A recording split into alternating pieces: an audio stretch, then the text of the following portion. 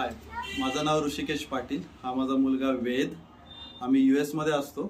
सध्या तो 7 वर्षाचा आहे आणि तिथं फर्स्ट ग्रेडला आहे.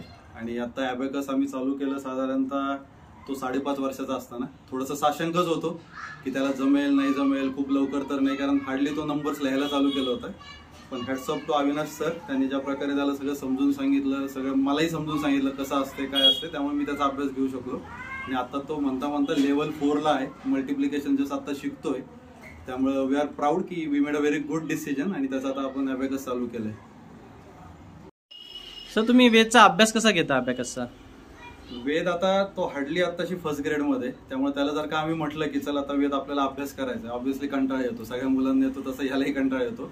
पण मग एक ट्रिक शोधून काढली, एक त्याचं ॲटलिस्ट लक्षात आलंय, खेळीमेळीत जर का अभ्यास झाला तर तो व्यवस्थित रिस्पॉन्ड करतो. तर समजा आता मी त्याला स्विमिंगच्या क्लासला घेऊन चाललोय किंवा शाळेत सोडायला चाललोय किंवा कुठं काय शॉपिंग करायला चाललोय, अर्धा तास तरी आपण असतो कारमध्ये, तर तेवढ्या वेळात मी त्याला काहीतरी सम्स विचारतो, असं कॉम्पिटिशन सारखं. आणि मग त्याला मजा येते की अरे जाता जाता आपण 10 सम्स करू, जाताना 10 प्लस करू, येताना 10 मायनसचे करू. मग तो एकदम व्यवस्थित आनंदानं करतो. किंवा आता आम्ही US मध्ये असतो तर तो दर विकेंडला त्याचा आजी आजोबांशी व्हिडिओ कॉल चालतो, तासन तास चालतो. तर त्यांच्याशी बोलताना मुद्दामून तो काय करतो, तो त्यांना विचारतो प्रश्न, सम्स. आणि ऑब्व्हियसली आता आजी आजोबा त्यांच्या वयोमानानुसार ते आपल्या हातचे मोज हे करते, आन्सर करतात. हा मात्र ॲबॅकसची टेक्निक वापरून लगेच आन्सर करतो. तर त्यालाच आता भारी वाटायला लागलं की अरे आपल्याला आजी आजोबांपेक्षा लवकर आन्सर्स येतात. त्यामुळे त्याला अशी हळूहळू ते नंबरची गोडी निर्माण व्हायला लागली की आपल्यापेक्षा मोठ्या माणसांपेक्षाही आपण पटकन आन्सर देतोय. आणि तेच त्याला आता काइंड ऑफ मोटिवेटिंग फॅक्टर वाटून तो अजून चांगल्या प्रकारे अभ्यास करायला लागला, रादर दॅन फोर्सिंग हिम की नाही चला आता बस आणि आता अभ्यास करायचा आहे. तर समोर आतापर्यंत ती टेक्निक वर्क करते. Let's see how it goes. So तुम्हाला त्याच्यामध्ये फरक काय जाणवतोय? मग फरक नक्कीच, कारण आता हार्डली लाईक 1.5 महिन्यापूर्वी आमची आता त्याच्या US मधले जे स्कूल टीचर आहेत त्यांच्याशी ते पॅरेंट टीचर मीटिंग होती.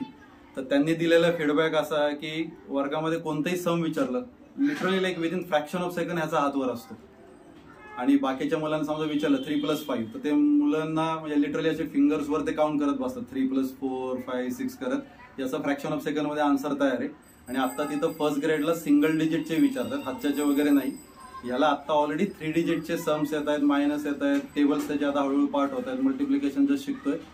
तर म्हणजे सांगायचं झालं इन शॉर्ट, साधारणतः सेकंड किंवा थर्ड ग्रेडला जे शिकवलं जाईल ते त्याला आता फर्स्ट ग्रेड आत्ताशी त्याची चालू झाली आणि त्याला आत्ताच येत आहे. आणि त्यामुळं नक्कीच फरक आहे. त्यामुळे मी नक्की I will very very strongly recommend. आमचं तरी ॲटलीस्ट ऑनलाईन आहे, जे इथे इंडियामध्ये पॅरेंट्स आहेत, तुम्हाला तर खूपच इझी.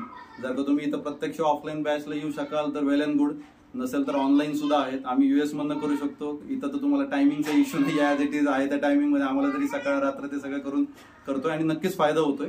तर तुम्हाला शक्य असेल नक्कीच ॲबॅकसचा क्लास करा. आणि मेन म्हणजे अविनाश सर आणि मॅडम, म्हणजे हॅट्स ऑफ टू देम. म्हणजे ज्या प्रकारे ते मुलांना समजून घेतात, त्यांचा पेशन्स, ज्या प्रकारे ते सगळे शिकवतात, पालकांनाही समजून सांगतात की अभ्यास कसा करू शकता किंवा याचं महत्व काय.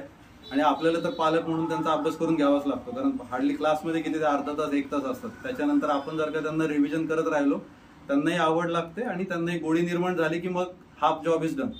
तर आता ॲटलीस्ट वेदचं तरी त्या स्टेजला त्याला एक नंबर्स आता आवडायला लागले. So hopefully he will continue that.